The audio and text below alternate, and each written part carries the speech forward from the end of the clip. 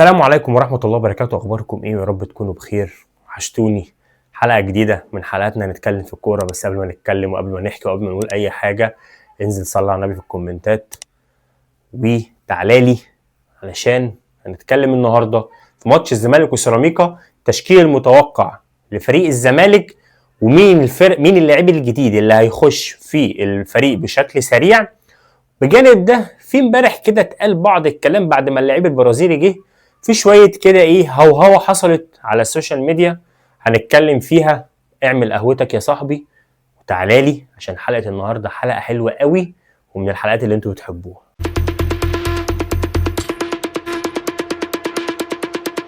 رجع الدوري المصري بتاعنا الجميل الحلو المطقطق المسمسم، الدوري بتاعنا اللي احنا بنحبه بصراحه.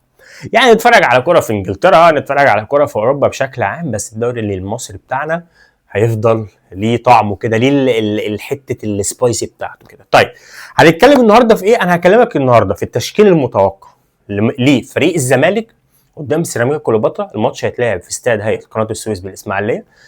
الماتش ده مهم جدا، وهكلمك على المؤتمر الصحفي. يانيك فيريرا امبارح طلع قال كلام مهم جدا جدا في المؤتمر الصحفي. خليك معايا للاخر عشان هنحلل كده بعض الحاجات اللي قالها يانيك فيريرا، وهقول لك التشكيل المتوقع بناء على الفتره التجريبيه وبناء ان الراجل جرب لعيبه في اماكن والخطه بتاعته. فخليك معايا. بس الاول ما تنساش تعملها شير ولايك وسبسكرايب للقناه عشان نقدر ان احنا نكمل. طيب اول حاجه، تشكيل متوقع ده من خلال رؤية فنية في فترة الإعداد. يعني هقول لك الراجل مين اللعيبة اللي لفتوا انتباهه سواء من اللعيبة القديمة أو من اللعيبة الجديدة. أول حاجة كده تعالى نمسك من حراسة المرمى. الراجل شايف إن محمد صبحي بما إن هو هيبدأ لعب من تحت، هيبلد من تحت من عند الجون، فهو شايف إن محمد صبحي هو الأقدر بحراسة المرمى. ده رقم واحد. طيب بس باك يمين وباك شمال طبعا مفيش غيرهم، يعني عمر جابر ومحمود بنتايك. راجل مبسوط جدا من محمود بنتايك. محمود بنتايك بالنسبه له هو هيبقى لعيب، هقول لك اهميته في ايه مع الحلقه بس خليك معايا. طيب مين تاني يا باشا؟ اتنين مساكين، حسام عبد المجيد والونش. وهنا في كلام ما بين او في مفاضله ما بين الونش ومحمد اسماعيل. يعني الراجل يا اما هيبدا بحسام عبد المجيد ومحمود الونش، او حسام عبد المجيد ومحمد اسماعيل. بيلعب باتنين نص ملعب. اتنين نص ملعب مين هما؟ محمد شحاتة ده هيبدأ بكرة ان شاء الله، بجنبه اما احمد حمدي. الراجل مبسوط جدا جدا باحمد حمدي، واحمد حمدي عامل فترة اعداد على اعلى مستوى. او دونجا هيلعب باتنين ستة او واحد ستة وواحد تمانية. تمام، يبقى اتنين نص ملعب.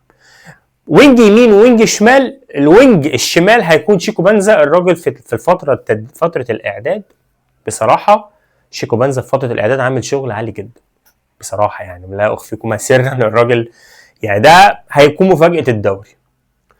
باك وينج يمين ولا إيه؟ يعني لحد اللحظة دي، لا قبل طبعا لعيب البرازيل ما يجي، لحد اللحظة دي هو عبد الحميد معالي. هيكون أول ماتش لعبد الحميد معالي، أو هيبقى شيكو بنزا وناصر ماهر. يعني عبد الحميد معالي يا إما ناصر ماهر، تحتيهم عبد الله السعيد مهاجم.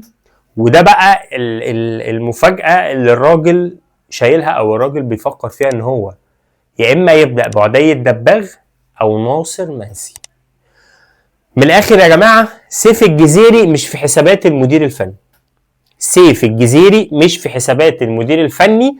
ولو في دوري لسه فترة الانتقالات بتاعته ما اتقفلتش، ممكن نلاقي ان سيف الجزيري هيروح. الراجل بالترتيب كده: عدي الدباغ لما يخش فورمه، ناصر منسي وعمرو ناصر. وانا افاضل عدي الدباغ، ناصر منسي، عمرو ناصر، زي ما الراجل بالظبط هو عايز. طبعا يعني مجريات الماتش تتغير، ممكن يحصل اي حاجه في السيزون، كده كده الموسم لسه طويل قوي قوي قوي. دي ملامح التشكيل اللي الراجل ممكن يبدا بيها ماتش بكره. طيب من امبارح بعد ما الزمالك اعلن عن اللاعب البرازيلي، طلع بقى ايه؟ في ناس كده طلعت من الجحور، يعني ابتدت بقى الناس تطلع وصفحات تكتب هو الزمالك جاب فلوس منين؟ الزمالك اعلى قيمه تسويقيه 7 مليون دولار ولا مش عارف 5 مليون دولار. الزمالك ما عرفش فيه ايه، هو الزمالك ايه اللي حصل له؟ ايه اللي جرى؟ ده كده المنافسه تبقى كويسه، ده كده كده مبروك على الزمالك المركز الثاني. بص يا حبايب قلبي، احنا الموسم لسه طويل مع بعض وقاعدين، يعني احنا قاعدين والدوري مكسب وخساره وتعادل، تمام؟ يعني الماتشات مكسب وخساره هتتعادل. فانت مش كل، احنا لسه بدناش الموسم، صياحك ده اجله شويه، يعني اصبر لحد اخر الموسم لحد ما نشوف مين بقى فين. مش لسه قبل الموسم ما يبدا تطلعوا تصيحوا. الصياح مش كده، الصياح مش كده، لسه بدري، لسه بدري. الصياح مش كده يا جماعه، واحده واحده. طيب تعال بقى اكلمك عن المؤتمر الصحفي ليانيك فيريرا. الراجل امبارح طلع قال حاجه كويسه جدا وصرح وقال يا جماعه الخير، الناس بتقول له انت شايف يعني التيمه بتاعت الفريق وانسجام الفريق والكلام ده كله. الراجل قال لك ببساطه جدا، واحده تبقى حامل جوزها بيبقى عاوز ان هو تولد بسرعه، بس الموضوع بياخد 9 شهور. فدي الفكره، انت بتاسس كل حاجه في الكوره في الزمالك، كل حاجه انت اكنك بتشيله وبتبني من اول وجديد. فيا جماعه الخير الموسم لسه طويل قوي واحنا بنبني، يعني انت بتبني فريق مع مدير فني عنده رؤيه، عنده المدرسه بتاعته، كل الكلام ده كله، فما علينا الا الصبر. رساله لجمهور الزمالك العظيم، رساله لجمهور الزمالك الوفي، رساله لجمهور الزمالك اعظم جمهور في الدنيا دي كلها. الموسم ده اهم موسم قد يكون في اخر 5 سنين. الموسم ده انت بتنافس على 5 بطولات، كل واحد بيقدر ان هو يروح المدرج، محدش يبخل بنقطة عرق. الفريق في اشد الاحتياج لينا، الفترة دي بتاعتنا احنا. الموسم ده لازم الزمالك الموسم الجاي يلعب افريقيا، لازم، وبايدينا احنا مش بايدين حد تاني. اي بطولة بتخش النادي بايدينا احنا كام مرة بنبقى مش واثقين في اللعيبة بس واثقين في نفسنا.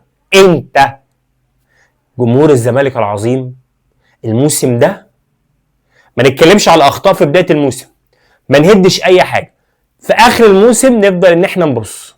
الموسم ده اللي لازم ان انت السنه الجايه تلعب افريقيا، ما ينفعش الزمالك السنه الجايه ما يلعبش افريقيا. الموسم ده بالنسبه لك يا جمهور الزمالك عنق زجاجه، عنق زجاجه. الموسم ده اهم موسم في اخر 5 سنين للزمالك. الموسم ده انت بتبني فريق من اول وجديد. انا واثق في اي حد بيروح المدرج ان هو عمره ما يبخل بنقطه عرق، وده دورنا، سواء على السوشيال ميديا بتسبورت، سواء في المدرج بتسبورت، كل ما له علاقه بجمهور الزمالك. الرساله دي ليكم، انتوا اللي هترجعوا النادي تاني يكتسح افريقيا. شكرا جدا ليكم وانا بعتذر لكم في اي تاخير. سلام.